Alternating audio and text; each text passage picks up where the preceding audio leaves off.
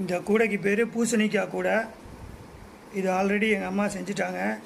கைப்பிடி எப்படி போடுறதுன்னு பார்க்குறீங்க.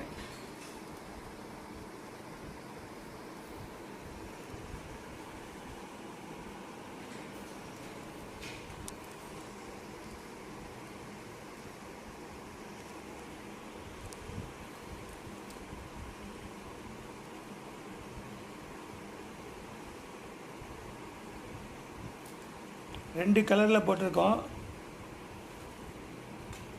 Green and orange.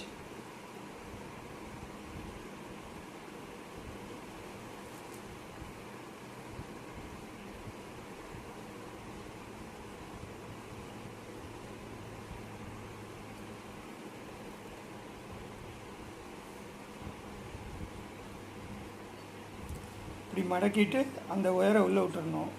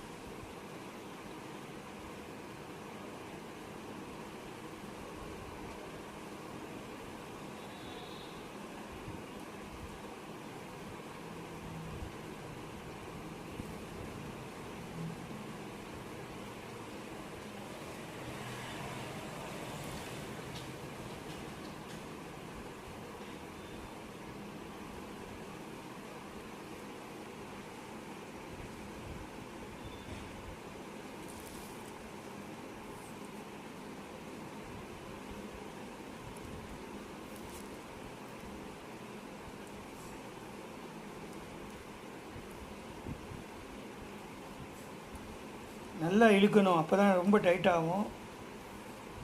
டைட்டானால் தான் இது மாதிரி வரும்.